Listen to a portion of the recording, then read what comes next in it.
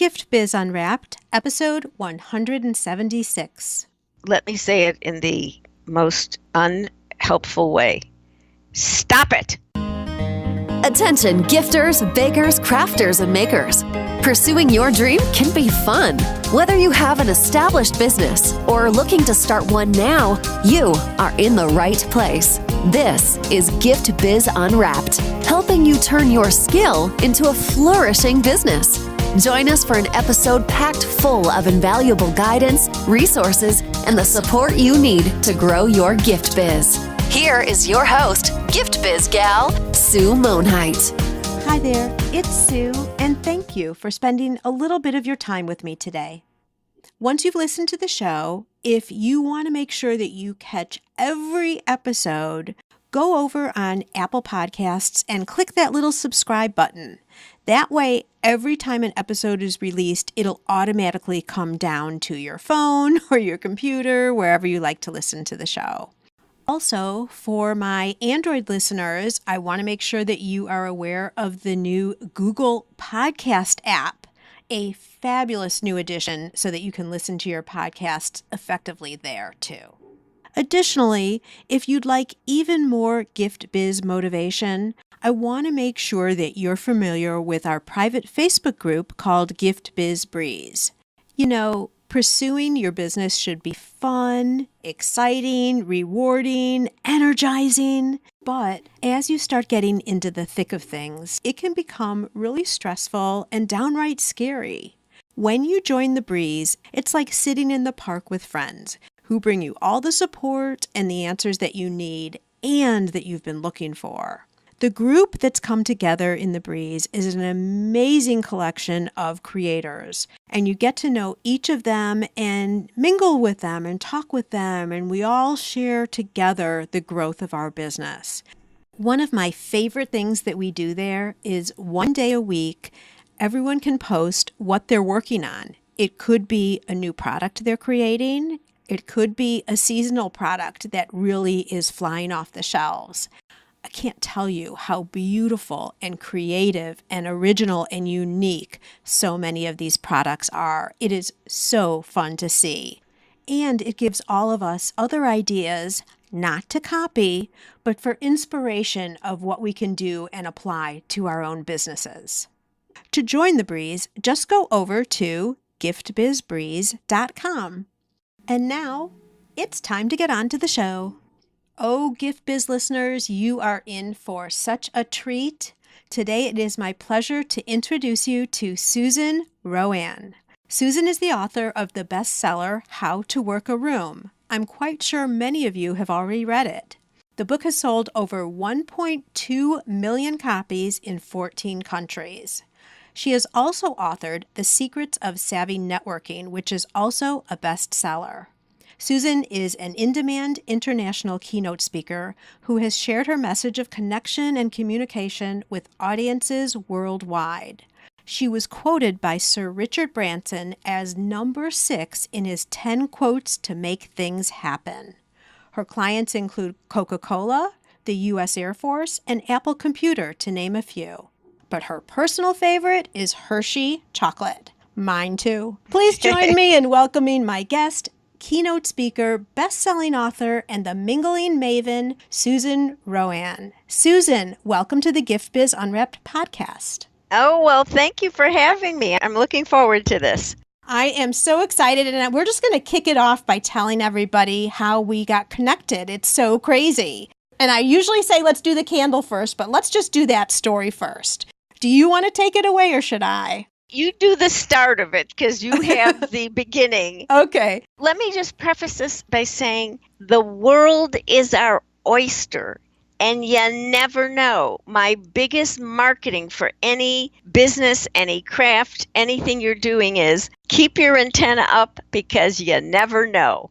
Take it away, Sue. Yeah, you just never know. So, Gift Biz listeners, you might have even seen my Instagram story of, I think it's been a month ago now. We had a local fine arts craft fair right in our community, and I said, it's a perfect time to do demonstrations of good booth setup, booth interaction, etc. So it's a Sunday and I'm here for business, right? I'm not just personal looking at crafts, although it was super fun. And I'm just walking through the booths and I meet up with one of my friends, Cheryl, and she was making reference to the fact that my book just came out. And so we were talking, one thing led to another. And she said, well, you know who my college roommate was. And I'm like, well, like, that's random. No, how am I supposed to know, Cheryl, who your college roommate was? And lo and behold, it's Susan, the author of How to Work a Room. And I looked at Cheryl with bug eyes and I'm like, no way. No way. And she's like, sure. And I bet she'd even be on your podcast. And Susan, look what's happening right now. Here you are. And it was great. Cheryl sent me an email and said, oh, one of my friends has a podcast and I couldn't speak for you. And here's what Cheryl did that was really interesting. And this is the people who have savvy. She came to me first and said, would you like to be on the podcast? She didn't make an assumption, right? She did not make an assumption. She did what Seth Godin talks about, is get permission to give my contact information. First of all, she didn't have to. I go, are you kidding? Of course I do. But the reality is, so often people talk about referrals and this and that and the other, and they forget to say, does this work for you? Is it okay? And she did that. It's not even all about being smart and savvy in business. She's thoughtful. It's respectful, too. Exactly. Yeah. If you're going to connect two people together, you want to know that they want to be connected. Exactly. And then the rest is history. So the lesson is, let everyone who you know, even your college roommate, know what you're doing, what you're interested in. Let people know, even in a non-pushy way, hey, if you hear of anything you think I'd be interested in, let me know. Keep your antenna up, and not just for ourselves, because you might bump into someone who says, I'm looking for someone who can custom make me a batch of cookies, can custom make me something that I want for my clients. And that might not be your specialty, but you have a friend and someone you might have even met through this podcast, and say, you know what, I think I have the person for you. So I think having our antenna up, but not just for ourselves, is what really makes people feel not only that we're good networkers, that they want to know us.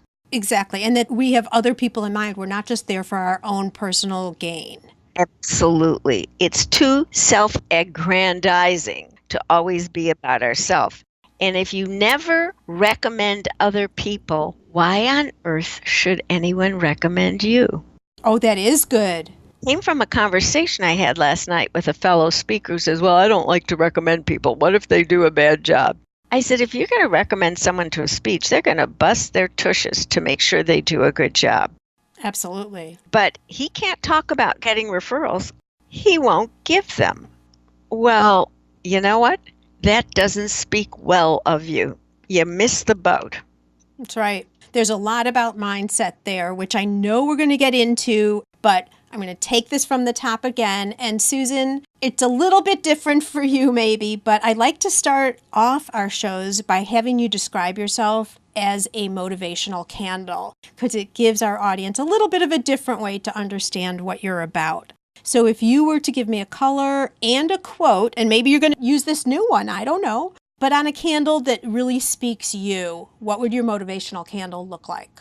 Well, my motivational candle would be dripless, because when I read the notes, I go, yeah, it's got to be dripless. Do you know what it's like to get wax off your coffee table? It's awful. So it would be dripless, and I think that's a great play on words. I don't want to be considered a drip. There you go. So number one, in the scent, to me, it would have to have a scent. It can't just illuminate and glow. To me, there has to be a fragrance so that it's multi-sensory. And the fragrance would be something in the orange blossom to pumpkin to vanilla. Ooh. Never lavender. I can't stand lavender. And what the glow would be in it, it would start like a little yellow, and then it would go kind of a hot pink, orange, and red. Oh, I can see it. Yes. When I started speaking, and I still often do this, I said to my speech coach, I'm 4'11", and some of my audiences are 500 to 600 people in a room. They can't see me even on stage. I think I need to wear red. And I want to be known as the woman in red, which, by the way, was a movie with Gene Wilder, Richard Pryor. And she said, because she worked mostly in banking, she said to me, you know, Susan, red can be an incendiary color, and it could actually turn your audiences off if it's too bright. And I'm going to say this to our audience today. I listened to her for about a week, and then it was like I heard my grandmother's voice on my left shoulder. And I finally said to my speech coach, they are hiring me to learn how to be like me, not me to be like them. Ah, yeah. And I'm 4'11". Back in the day, nobody wore red, and I needed people to see me, literally physically see me, so that I didn't disappear.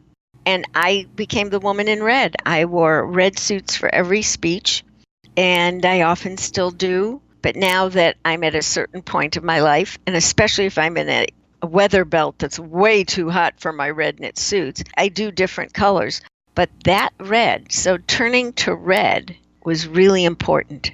But I love orange. Orange is my favorite color, so it has to be yellow, orange, shocking pink, red, which, by the way, if you have a cataract like mine, you can't tell the difference in any of those colors. They all look the same. Well, they're all hot colors. And that's really very reflective. And my motivational saying, well, it's really so many of the things that I heard growing up, but that one that I said, you never know. You can't assume anything about anyone. That's why we believe in serendipity and meant to be and coincidence and lagniappe. You never know. You never know. But I'll tell you one thing we do know is if we stay in our house and don't move and don't get out and don't do anything, you know that nothing's going to happen. Oh, I'm so glad you said that. So let me give you my mother's version, and I can still see her sitting at the kitchen table on Chase Avenue in Chicago saying to me, you never meet anyone sitting at home. That is the truth. Now, the truth is, because of the internet, we can meet a lot of people, but they're not who they said they are. Oh, that's true. And the encouragement behind How to Work Room and everything I've done is go out among people. There is so much you can learn face-to-face that you will never learn online, through an email, through a text exchange, through an Instagram story, because it's a push-out. It's not an interaction.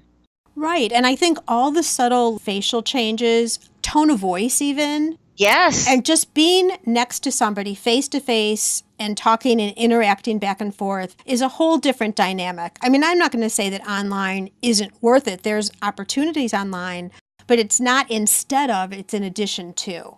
That's exactly when I wrote that in my most recent book. It's not an either or, it's a both and. All right, then. Well, we're going to get into a lot of details and specifics because Gift Biz listeners, Susan and I, in the beginning, before we actually hit play, talked about the fact that we're going to have some solid takeaways for you here. But first, there's a question I've really been interested in finding out from you, Susan, and that is, how did you dive into just the thought of networking and that concept being such a driving force in your life? How did that start? Well, it's interesting. It started with what my mother told me. So she made you get out of the house. Yeah. Well, the other thing is, and people often ask me, how did you learn how to work a room? The first time I was asked that, I was like, what? Learned? And I said, oh, it's because my mother said, oh, we're having a family gathering. My family's in from Canada. Go and talk to them and make sure they don't talk to so-and-so. That was a big job for a 12-year-old. But the expectation was, and it's very, I think, more common for women, that we are the ultimate hosts. We gather people. We welcome people. We make people feel comfortable. And I think that serves us well. So I grew up in Chicago, and there was so much of the Chicago lessons of what to do, not to do, that have a little more, shall we say, shady history. But I've learned my lessons well. But putting people together, I don't call that connecting. I mean, I love Malcolm Gladwell and I love that he came up with the words, but I call it the old-fashioned word, matchmaking. So when you know people should meet, why wouldn't you introduce them? If you know someone that needs a graphic artist, why wouldn't you introduce them to your neighbor who has a son who's a graphic artist? Absolutely. This is how I live my life. How it got started is I started my business. I would go to events, and at one event, I was the featured person, but the microphone system was broken at the St. Francis Hotel in San Francisco, and I was so upset. So I thought the only thing I can do is make sure I go over and meet people, extend myself, shake their hands. And one guy watched me and he said, he was a political handler, and he said, Susan, if you ever want to run for office, I want to be your chairperson. He said, because you know how to do something that most people don't. You know how to work a room. And I was working on the book, and that's the title. Oh, that's how it came about? The title came? That's how the title came, because I was giving a talk using the word networking, and a woman who hired me said, Susan, our group is mostly men, and they think networking is very gender biased. They won't listen to you. You got to come up with a male appropriate title. He said that to me. We titled that my talk, and that's the title that went on the book. And just to say to our audiences, How to Work a Room is a totally different book than The Secrets of Savvy Networking. There's no repetition. They're not the same skill. People use networking as an umbrella, but it's actually inaccurate because knowing how to work a room is a social skill. It's the circulating in a room. It's socializing. Networking is really the follow-up where we do what we need to do to make sure we stay in touch, connect, etc. That's the follow-up behavior. Together, it's dynamite. So you use them in tandem. I use them in tandem. I never, ever, when people say, well, I'm going to network tonight, I look at them and go, well, first of all, grammar school teacher of grammar said, nah, that's wrong. I'm going to an event. I'm going to have a good time. I'm going to socialize. I'm going to circulate. That's not networking. Networking is actually the follow-up. So to me, it's, some people think it's picky, but it's two different skills. I wrote 2 different books, but more than that, there are people, Sue, that really are great at working a room and socializing. You'd want them at any party, but they have no follow-up, so they're crappy networkers. And then there are people who are wonderful networkers. They follow up, they send you what they said they'd send you, they get in touch with you, they introduce you to people, and yet the thought of walking into a room full of people terrorizes them. 2 different skills, with 90% of us self-identifying as shy and maybe 40% saying that they're introverts. We really need both skills to build, manage, and create our businesses. Absolutely. Let's get into some of the specifics. So some of our listeners who might never have gone to a networking, well, I'm not even going to call it that now because you've just taught me differently, right? Well, that's what they call it. But you're not networking. You're using the social skills your parents taught you. Right. Okay. So you're going to an event, and let's say it's a structured event. So it's not a dinner party at your friend's house, but it's a Chamber of Commerce meeting or BNI meeting or something like that, where the intent is people fully know that it's mostly business owners who are there. Maybe there's some people who are looking to start a business. But what do you say to those people who are like, I'm not doing that. It's too scary. To your point, I'm going to walk in. I'm not going to know anybody there. And no, I'm not doing it. How do you get someone over that hump? How about this? Let me say it in the most unhelpful way. Stop it. First of all, there is a saying, you can build a better mousetrap. If no one knows about it, so what? And I'm going to say it in a kinder way. What I just said, according to the research at the Stanford Shyness Clinic, about 90% of us self-identify as shy. You're not the only one that feels that way. You walk into a BNI meeting, a Chamber of Commerce reception, your own professional association. Maybe it's even a fundraiser for the Leukemia and Lymphoma Society. We don't know people. So I'm going to give you a couple things that I've learned along the way. Number one, when I was doing a radio interview on NPR, a gentleman called in from Michigan and said, this is what we used to say when we went into town for a dance. And I want you all to remember it and write this down. The roof is the introduction. If you're under the same roof, you already have something in common. You support that charity. You're in BNI. You're a chamber member or looking to be. There is already something in common. And by the way, the room could have no roof. I mean, it could be Wrigley Field. It could be a football stadium, a soccer stadium. It could be the outdoor field where your son or daughter is playing soccer and the other parents are there. So the concept is there doesn't have to be a physical roof, but if we go everywhere and before we go there, spend 2 minutes thinking, what do I have in common with the people there? You will be more prepared and you will find you're more comfortable. Okay, perfect. So the roof is the introduction. Everyone's coming together for some common reason. That's right. Now, the other part is the people that walk around saying, and we've been seeing a lot of this in many articles, I hate networking. Mm-hmm. Stop it. Here's what I've tweeted out. Nobody has said, I hate networking, who doesn't love getting a recommendation, a referral, a lead. So if you like being referred, if you like someone introducing you to potential clients, if you like being the recipient, then that means you love networking. What you don't like is walking into a room full of people you don't know. That's different. We've got to stop that I hate networking. I'm an introvert, so I can't do it. It's funny, before there was this whole hullabaloo around introverts and the book Quiet, the people who were shy, you never heard them say, I hate networking. These are people who are uncomfortable, but they want to be with people. They liked people. We need to supplant that attitude with, I have something that I'm creating, that I'm doing, and I want to have as many people benefit from it. The best way to do it is to get to know and talk to people who will tell other people, whether online or face-to-face. Got it. Let me give you some tips. Before you go anywhere, have your own self-introduction prepared. You'll feel so much better when you walk in a room and you know what you're going to say about yourself. Now, in spite of how a lot of people tell you about introductions, this is the RoAne self-introduction. 3 traits.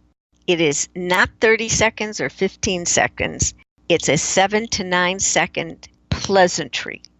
And by that I mean you're not giving your whole spiel. It's not an elevator speech or pitch. It's a pleasantry where you give something about you as to why you're there in a room. That helps that other person have context for your presence. So it's 7 to 9 seconds. And I wondered, why did I say that? And I read my book, and it's because the research from, I believe it was Dr. David Givens, is after 9 seconds, do you know that eye contact is considered a glare? No kidding. Yeah, and I go, well, God, I was smart. I forgot that was the reason. Yeah. So 7 to 9 seconds, it's a pleasantry. And if you're saying to someone, hey, it's really nice to meet you, don't say it like this. Oh, it's so nice to meet you. Now, even if you're nervous and you want to sound like that, you have to sound enthusiastic. If you're going to say, I'm happy to meet you, that you are. So your voice, your face, your body language, you have to monitor that to make sure you look welcoming and, how about this, approachable. Mm-hmm. 7 to 9 seconds. The second thing you do is you let people know you're there and why you're there. So you may say, oh, well, I'm here because I've just started my business. I'm here because we're thinking of expanding into another market. Give people a reason for why you're there. It's like at a wedding. Nobody cares what you do at a wedding. They want to know, do you know the bride? Do you know the groom? So they can have context, because we need to help people out and figure out what to talk to us about. So instead of giving your job title, give the benefit of what you do. The benefit of what you do. Yes, and I learned that from Patricia Fripp. She said to me, a title means nothing. But when you give the benefit, people know what they will get. And you also, she said, give them then the opportunity to ask a question. start the conversation, and they may ask you, well, what does that mean? And then you are invited to explain what you do and why you're there. Right. So this conversation, this portion that we're talking about right now, is when you are walking into a room and you're mingling. So it's not in the point of a networking meeting where people are going up and doing their elevator speeches, the up and down. Now, this is when you're invited, and it could be any event. You could be going to a conference, a meeting, an association, but even at a BNI meeting, there is a time right before the meeting that you have the opportunity to socialize. And that is the work the room. Or even after the meeting, you'll hear someone say something, and you might have an idea or a thought or a question that won't come up in a structure. That's where you get to be social. The most confounding is the not structured event. That's very confounding for people. And then the third quality of what you do with people is you give them something to remember you by. So it's something that you've said, something that you tell them, so that they can put in their brain who I'm talking to. Make sure you say your name clearly. And I know this is going to sound strange. Introduce yourself to people, if you're not wearing a name tag, first and last names. Never just first name. Oh, interesting. Here's another tip from How to Work Room. When there's a name tag event, always make sure your name tag's on your right-hand side. Yep. I learned that from you years ago. Yes, thank you, because the line of sight is with the handshake. And it's real easy for someone to sneak a peek and catch up. So those are how we prepare ourselves. 7 to 9 seconds, give the benefit of what you do, and give people something memorable, first and last names. Also, I don't care if you read the paper online, in print, go through a newspaper. Don't walk into any event where you don't know what's going on in the world, in the country, in your community, in your profession. You will have more conversation if you have stayed aware, because there's nothing worse than someone saying, oh, did you hear that the youngest Jenner is worth, what did they say? I think I read it was like a couple $1 billion with her makeup line. That's actually being picked up all over. You should really know what's going on. Not that I give a thought about the Kardashian Jenners, but the idea is she's making the billionaires list. Well, it's a way to get off of conversation that's just the small banter. And that was going to be one of my questions, because I so often find that we'll go in and start talking with someone and it's like, oh, well, you say your name, what company are you with? And then people will start giving the address of where the location is, like crazy things that don't even matter. And it's all just very surface level talk. You never get deeper. I can't wait for you to hear Susan's perspective on small talk. We're going to do that right after a word from our sponsor. This podcast is made possible thanks to the support of the Ribbon Print Company. Create custom ribbons right in your store or craft studio in seconds. Visit theribbonprintcompany.com for more information. Okay, I'm going to say something about that. I will suggest to everyone, a little different than what you said, is embrace small talk. And I'll tell you why. I don't consider the address as a detail that's irrelevant. Right. But the small talk of, oh, where did you go to school? Oh my gosh, I had a friend that went there. Oh, I'm originally from Chicago, as you know. Oh, I meet people and I go, where'd you go to high school?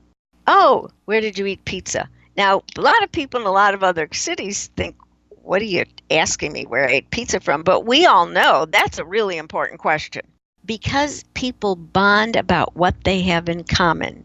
So whether it's we went to the same school, we like the same movies, we support the same teams. Once you find the common bond, something different happens, like you and I did when it was Cheryl. Right. Cheryl's stationery station, as we said in our pre-conversation, 40 years a successful stationery and gift store. Remarkable. But when you find something in common, someone in common, the conversation changes and then it segues into something deeper. One of my pet peeves are people that show up at networking events with the prescribed deep dive questions. And I am the person that'll say, I don't even know you. You haven't earned the right to ask that. Get to know me. How can you figure out how you can help me if you don't have a conversation with me? How can I figure out how to help you if we haven't had a talk? And if you come up to me and go, well, I actually know someone who did that and wrote about that in my book, Secrets of Savvy Networking. I really need leads to hotel restaurant managers. Who are you? Yeah, I've seen that too. I agree with you in terms of the level of small talk and the connecting and finding some common ground.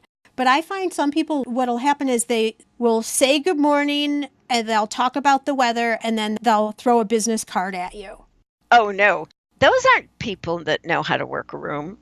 And I think people do that because they might be shy and that they might have gone to some program of someone that doesn't know what they're talking about of what networking is. That is not networking. A business card exchange comes after, in this country, comes after a conversation.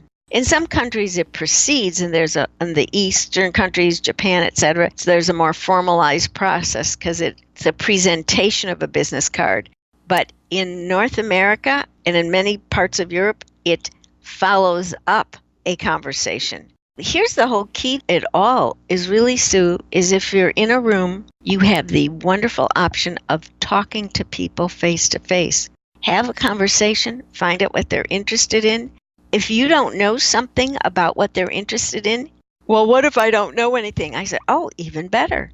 Oh, I'm not aware of that. Could you tell me more? Right.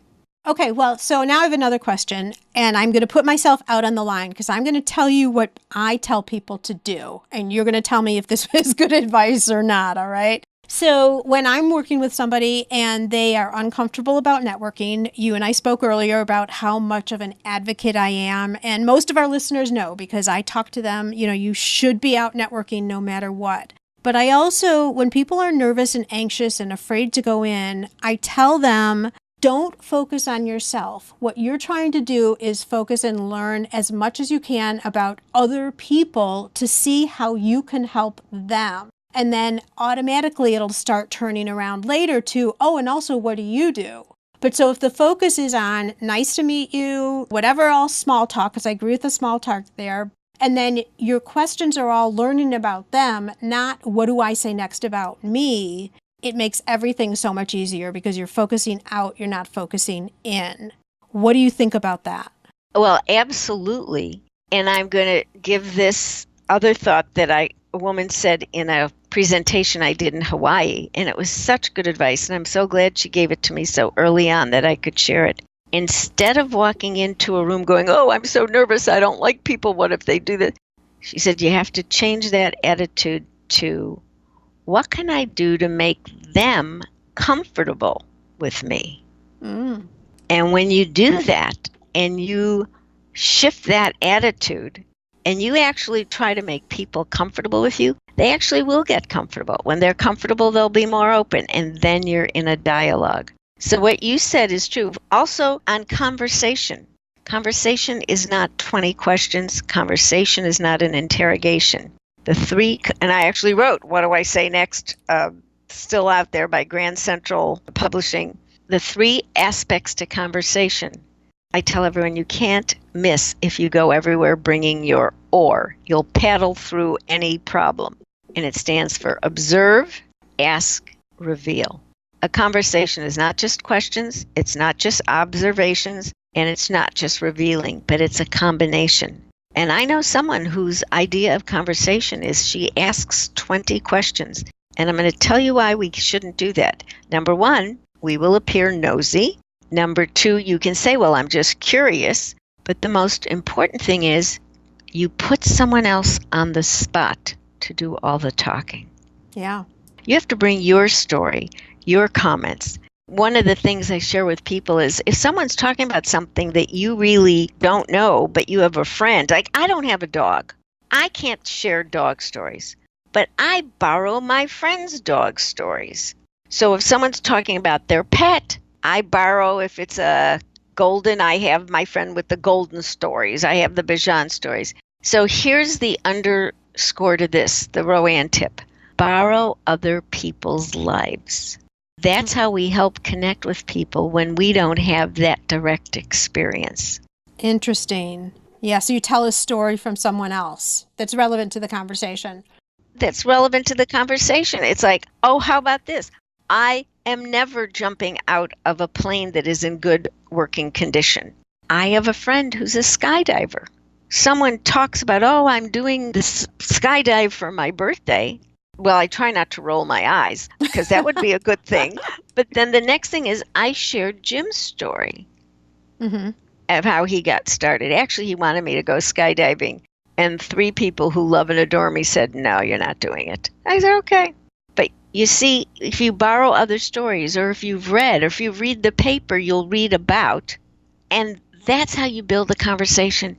If people say, I'm too busy to read the paper, but now we have these wonderful content curators, you can decide what information you want and get that into your inbox every day. You know what I use? I use the week. 10 points that you should know that happened the day before, something to talk about.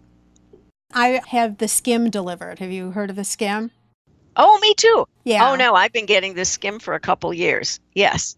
The Skim is good. Bustle is good. I also get, because I have to know what's going on, I get Axios, I get Politico. I make sure, besides, I read 3 print newspapers a day and 2 online. Oh my gosh, how do you get anything else done? That's a lot. You skim it. I skim, but I sometimes wonder, and I wonder why I do that. And I realized when I grew up in Chicago, there were 4 newspapers, 2 morning and 2 afternoon, and they all came to my house. I saw my parents read papers, but I also saw what a great conversationalist my mother was. You know, it occurs to me as you were talking about that in terms of borrowing other people's stories, and what you were just talking about too, about making people comfortable with you, is if you can borrow someone else's story, or to your point about knowing something current where you can keep the conversation going, ultimately then it will get back onto, because you know how conversations go, it's one topic morphs into another, another. So the whole point is, I think, person-to-person interaction, and you're getting to know people by having that interaction versus always the content you're delivering and telling them what you're doing, and like we were talking about, passing out all these cards and all that. It's getting someone to like you and want to talk more with you through these series of conversations that then leads to what you would really define as networking, which is afterwards, right? That's exactly right. That's beautifully said. What you're building, and this is, everyone says the word, and a lot of people actually are so robotic about it. I don't believe a word they say. But what you're saying is what you're building is connection. You're building relationships. Which then can lead on to business exchange, referral exchange, any of that. Exactly. People, this is, oh my gosh, the guy that did Megatrends, he wrote a book with one of his wives. And one of the tenets that they discovered is, and people quote it all the time, but they don't actually know where they're quoting. It's, they did the research and found people do business with people they know, like, and trust.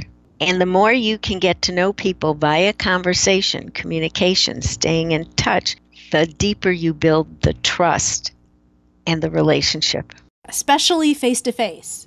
Absolutely. When face-to-face came out, it unfortunately came out the week that the economy crashed. But when I wrote the original proposal, and that's got to be 15 years ago, it was called The Human Touch. I changed the subtitle, and they let me go with it, which was How to Reclaim the Personal Touch in a Digital World. And that book came out 10 years ago. That is now the biggest issue we have, or problem we have, is that we've lost a lot of personal touch. And that will propel you further. In fact, research that said, you know how people say, don't have meetings, they're boring. And they found out that the meetings and some of the things we think are outdated are how people connect with each other on the job, through their organizations, etc. So yeah, the face-to-face is ultimately important. And if you are in a different geographic location and you want to meet with someone, meet on Skype or Zoom or FaceTime. Right. That's almost person-to-person. It's face-to-face. It might not be in person, but it's face-to-face. That does wonders. That's how you have a global community. This guy and I, we think of ourselves, oh, you'll love this story. We think of ourselves as best friends. He's in England. He's introduced to me by Ivan Meisner, who founded BNI. We're doing a Google Hangouts. I don't like Google Hangouts, but I really like Skype and Zoom. And he's from England. So I happen to say, well, perhaps you know my friend's brother. And he goes, oh, I think I heard of him. And I said, well, maybe you know of this sister-in-law who's quite the star. He goes, I just read a book about her. I was in love with her. I had her picture on my wall as a kid. It changed everything. Now we are really good buds. And here's the best thing. 2 years ago, I was texting my cousin a New Year greeting, and she came back and wrote me and said, oh, my friend Ian has a cousin that talks about networking. Perhaps you know him, and sends me my friend Andy Lapata's URL. I go, No. know him. Now, this is in Chicago. He's in England. I'm in San Francisco. I immediately send him an email going, well, the first cousin's network is working. My first cousin's friends with his first cousin. Oh my gosh, that's crazy. But folks, I tell this story because it is a you never know. If we don't talk to people, we don't find out who we have in common, what we know in common, what we like in common. But I'm going to tell you about my second cousin because it goes exactly to what everyone listening who is a maker does. My cousin Renee owned RoAne's sauces and salad dressings in Canada. Here's how it came about. And by the way, whenever I meet someone from Canada, I say, oh, do you use RoAne's sauces and salad dressings? Oh, yes, I love their creamy garlic. I go, it's my cousin. And then we have a salad dressing conversation, and I tell them this story because she's in my book, How to Create Your Own Luck. She had an allergy to the things we put in food, so she couldn't use salad dressing, so she would make her own. And it was one holiday season. It was time for Christmas and Hanukkah. She had 3 kids, second grade teacher, not a lot of money. So she made salad dressing for all their friends. It was quite cute. She said the red and green bows went on the Christmas ones. The blue bows went on the Hanukkah salad dressing jars. 2 weeks later, she started getting calls from friends. Do you have any more? No. Could you make me some? And she said, yeah, I'm going to sit and beat 20 eggs. Not going to happen. And then finally, a friend called and said, what would you charge me for another jar? And she blew it off. And her husband, Arnie, said, why don't we find out? Yeah, she had some market research she didn't even know she was getting. Exactly. When the marketplace asks you, give them an answer. Turns out they started the company and she started making just salad dressing in her kitchen. She sold the company a couple of years ago to Heinz. I was in the factory the last time I was in Toronto. Folks, what started as I'm allergic to the gunk in pre-made whatever, that's before we had gluten-free as a panacea. She did something because necessity is the mother of invention. And it turned into her business. The same Mrs. Fields with the cookies. Right. There are so many role models of people who did things. And someone said, gee, these are so good. What would you charge me for that? Let's find out the answer. Keeping yourself open. And scaling. Some people want to scale up. Other people are happy just have the business in one location. Some people are happy to do it online and not have brick and mortar. There's so many ways to build a business. Absolutely true. But to what you were saying earlier, people have to know about your business, and not just people in business meetings, but your family and friends, like with your cousin's stories. So you have to get the word out, and that circles all the way back to, I don't know, we need a new word for networking. Yeah. Communication sharing, or I don't know what it needs to be. You know what? That is what it is. It's being connected, communicating. The networks are really interesting because it actually comes from physics.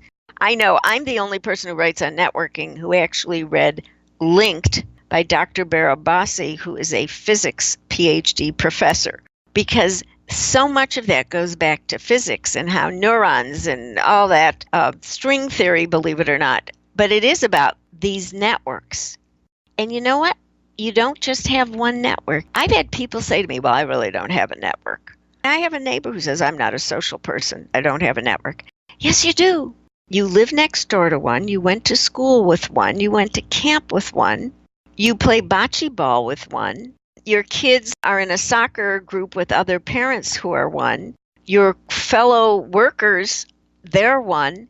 And really, how about your family? And some people took issue with this when I wrote in Secrets to Savvy Networking, not only your family, your cousins, but how about this? Your cousins' cousins. They're not related to you, but they ought to know about you. Yeah, I mean, it doesn't mean that you are selling them, but it means that you're in communication with them. They know what you do. They might be able to offer and refer you to somebody else. There's that word refer, which we can question, but everyone does have a network. And whenever I think of networking, I think of one person who used to work for me a long time ago. Her name was Kristen. I don't know how she came about being a networker, but between her clients and her friends and all the people that you just said here, Susan, I got to tell you, she was always connecting everybody. That's right. She was the one where I got that thinking of, you think about what you can do to help somebody else versus having the microscope on you and what you can tell somebody about you. I want you to know she never had to go and look for another job. Clients and other businesses sought her out, recruiters, everybody knew who she was. Now, she was good at her job too, but I think it was really through all of her networking. But you just hit the magic. You have to have the skill. You have to have the talent. You have to have the know-how, the wherewithal. It is hard work. And by the way, being a good networker is not instead of being good at what you do. It's in addition. But she's that node in the network. She's that, I never ride a bicycle, but you know how all the spikes come off that. Mm-hmm, the spokes all come out from a central unit. Yeah, she's the central unit. But what she also did is she stayed in touch with people. And I bet, and this is something I want to tell you, I hear this a lot about networking. Oh, I want to have great strategies and leverage my contacts. Yeah, I've heard that.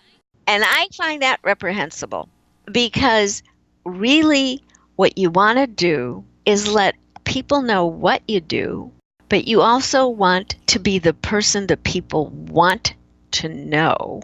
So you're going to have to be, and I know this is going to sound extremely old school, go everywhere and just be nice to people. Think of how to make them feel comfortable with you. What that woman told me in Hawaii has served me for the longest time.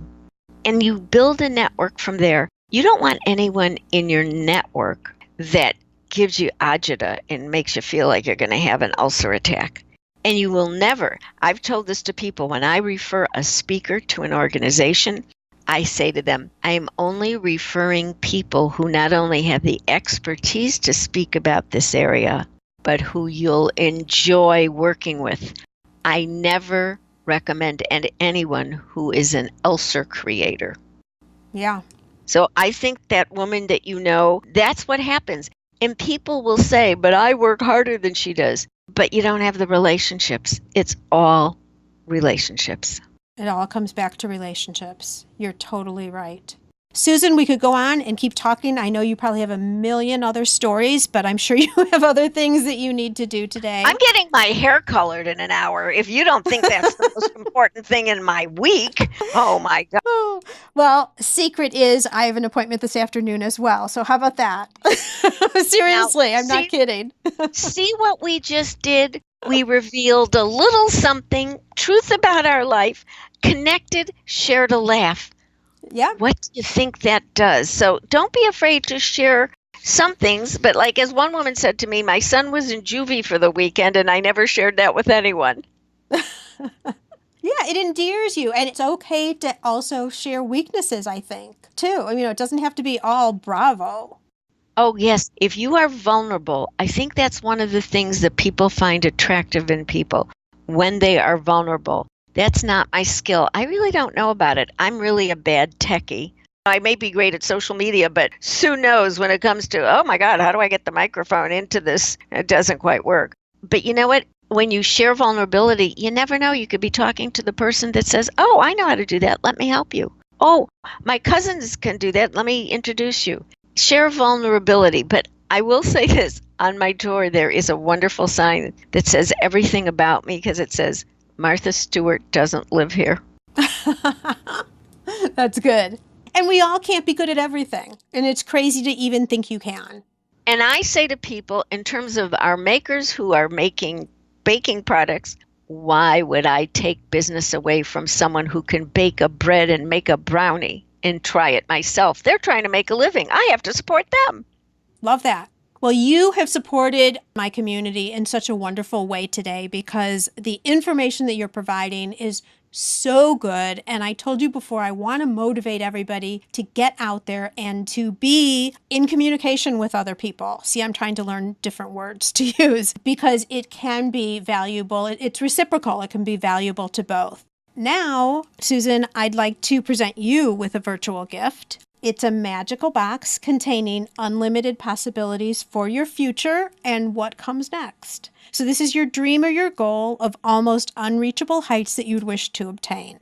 Please accept this gift and open it in our presence right here. What's inside your box? I was hoping it would be 5 pounds less, but that is not what you could give me as a gift. I got to do that on my own. What would be in my box? And I actually thought about it. What would be in my box, because this is what's important to me, would be the airplane and train tickets so I could visit face-to-face around the country and the world with the people who are in my life, who are just one hug or plane ride away. That's the first thing. I'm a big believer in that. In fact, I was speaking in Nashville, and I said, I'm in the neighborhood. I better go to Charlotte and visit my adopted family. So I think the face-to-face that would be helped by a plane ticket, that would be in my box. That would be one thing.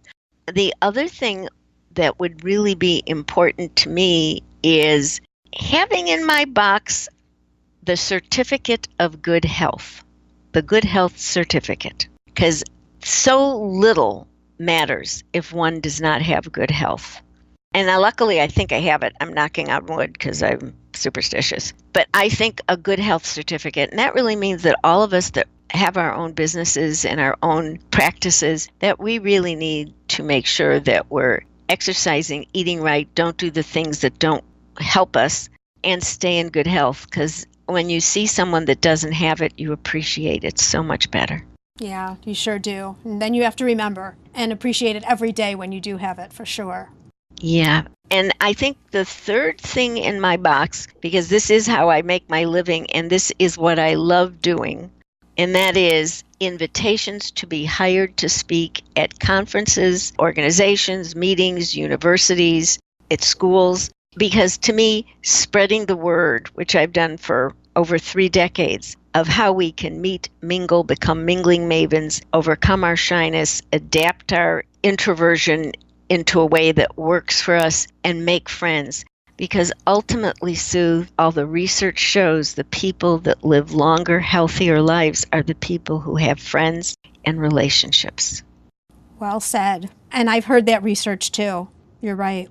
Susan, thank you so much for being here today. If our listeners want to know more about you, where would you direct them to go? My website is susanroane.com, susanroane.com.